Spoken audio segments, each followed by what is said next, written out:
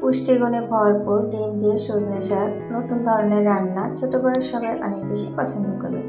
আসসালামু আলাইকুম, welcome back to my channel my কিচেনে। অনেকবার স্বাগতম, চলে আসলাম আরেকটি রেসিপি নিয়ে আপনাদের মাঝে। আশা করছি আজকের রেসিপিটা আপনাদের কাছে অনেক বেশি ভালো লাগবে। ভালো লাগলে একটি লাইক দিয়ে আমার ভিডিওটি দেখা শুরু করবেন। আমার চ্যানেলটি যদি সাবস্ক্রাইব করে না থাকে আমার চ্যানেলটিকে সাবস্ক্রাইব করে রাখবেন। তাহলে চলে যাই মূল রেসিপিতে। এখানে আমি আজকে সজনে শাকটা একদম তরতাজা গাছ থেকে পেরে নিয়েছি। এটা আমার বাসার আঙিনা থেকে এনেছি। আর শাকগুলো কিন্তু একদম কচি, দেখেই বুঝতে পারছেন এরকম কচি শাক নিলে কিন্তু রেসিপিটা খেতে অনেক বেশি ভালো লাগে। আর আমি এখানে আজকে সজনে পাতাটা রান্না করব ডিম দিয়ে। শাকগুলো আমি সুন্দর মতো বেছে কুটে ধুয়ে পরিষ্কার করে নিয়েছি। এখানে পানি ঝরিয়ে রেখে দিলাম। এবারে আমি উপকরণগুলো নিয়েছি। এখানে পেঁয়াজ কুচি, রসুন কুচি, শুকনো মরিচ দুটো, আর একটা ডিম, আর নিয়েছি এখানে আলু। একটা আলু আমি এইভাবে লম্বা করে কেটে নিয়েছি, আর নিয়েছি কাঁচামরিচ। একদম নতুন ইউনিক একটি রেসিপি। আপনারা আমার ভিডিওটি জুড়েই থাকবেন, তাহলে বুঝতে পারবেন এই রেসিপিটা আমি কিভাবে করছি। এখানে আমি ডিমটা ভেঙে নিয়েছি, আর এখানে দিয়েছি স্বাদ মতো লবণ, একটু হলুদের গুঁড়ো, একটু মরিচের গুঁড়ো। এবারে ডিমটা ভালো মতো আমি ফেটিয়ে নেব। এখানে আমি একটা ডিম দিয়েছি, আপনারা চাইলে কিন্তু বাড়িয়ে দিতে পারেন। আবার যদি আপনারা ডিমটা খেতে পছন্দ না করেন তাহলে কিন্তু এই শাকটা এমনিতেও রান্না করে খেতে পারবেন। একদম পুষ্টিগুণে ভরপুর এই সজনে শাক। আমার ডিমটা ফেটানো হয়ে গেছে। এবার আমি চলে আসলাম রান্নাতে। এখানে আমি শাকটা একটু সেদ্ধ করে নিব। পানিতে দিয়ে দিচ্ছি আমি স্বাদ মতো লবণ, আর দিয়ে দিচ্ছি সামান্য একটু বেকিং সোডা। এই সোডাটা দিলে কিন্তু শাকটা খুব সুন্দর মতো সেদ্ধ হয়ে যাবে আর একটু নরম নরম হবে। আপনারা যদি বেকিং সোডাটা না দিতে চান তাহলে স্কিপ করতে পারেন, তবে আমি মনে করি বেকিং সোডাটা দিলে শাকটা কিন্তু অনেকটাই সফট হয়।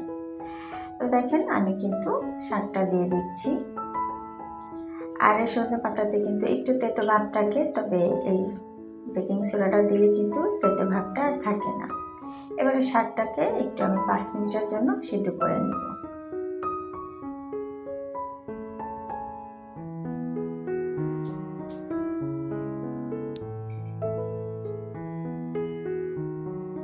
যারা দেখতে দেখতে পর্যন্ত চলে এসেছেন, ছোট্ট একটি লাইক দিতে ভুলে গেছেন, প্লিজ একটি লাইক দিয়ে দিবেন। একটু ঢেকে দিব। তো দেখেন শাকটা কিন্তু খুব সুন্দর মতো সেদ্ধ হয়ে গেছে। আর এটার গায়ে যে পানি ছিল সেটা কিন্তু আমি ফেলে দিইনি, কারণ এই শাকের পানি কিন্তু ফেলে দিলে শাকের কোনো গুণাগুণ থাকে না। সেই জন্য শাকটা এরকম শুকনো করে আমি একটু পানি শুকিয়ে নিব। আর দেখেন শাকটা কিন্তু খুব সুন্দর মতো সফট হয়ে গেছে।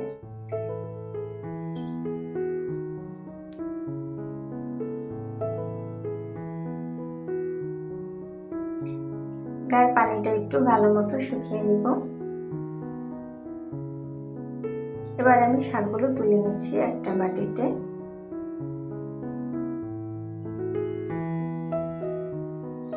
এবারে আমি কড়াইটা পরিষ্কার করে নিয়েছি। এবারে দিয়ে দিলাম আমি এখানে রিফাইন তেল।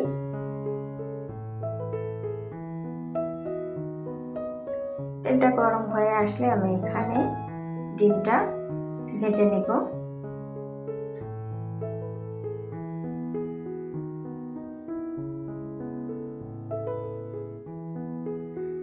আমি ডিমটা একটু জোড়ো করে ভেজে নেব।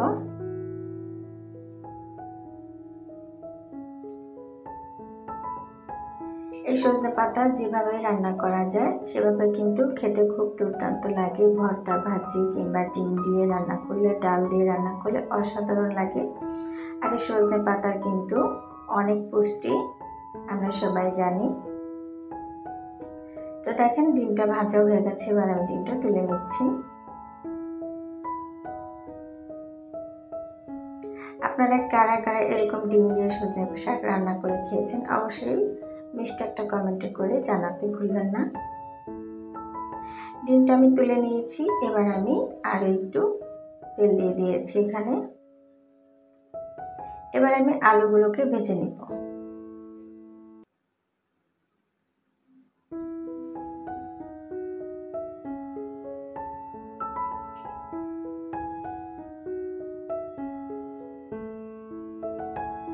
প্রতিদিন আমি ভিডিও দিই না, আমি একদিন পর পর ভিডিও দিই। অনেক আপুরা আমার ভিডিও দেখেন কিন্তু একটা লাইক দিতে ভুলে যান। প্লিজ দয়া করে একটি লাইক দিয়ে যাবেন।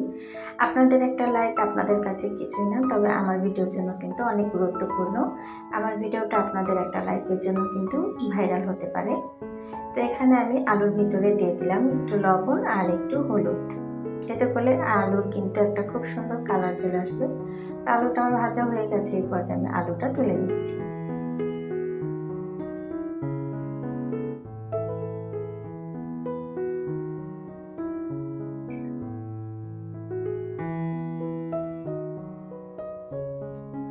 অনেকে অনেক বড় বড় কমেন্ট করেন কিন্তু লাইকটা দিতে ভুলে যান। প্লিজ আপনাদের আবারও বলছি, একটা লাইক অবশ্যই দিয়ে দিবেন।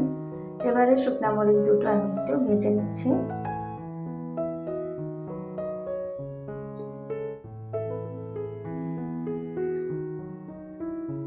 এবারে আমি দিয়ে দিব রসুন কুচি,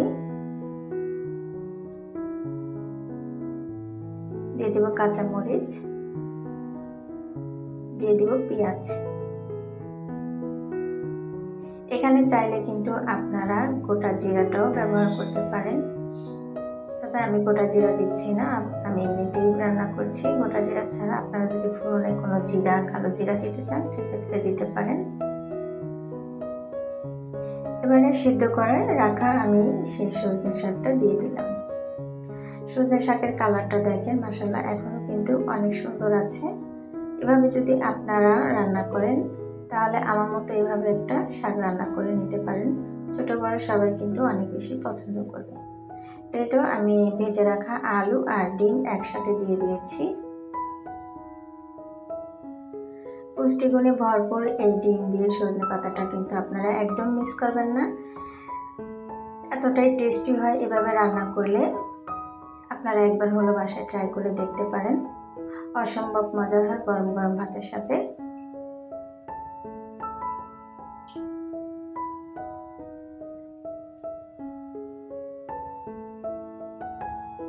তো দেখেন আমার শাকটা কিন্তু হয়ে গেছে। এবার আমি সার্ভ করে দেখাচ্ছি।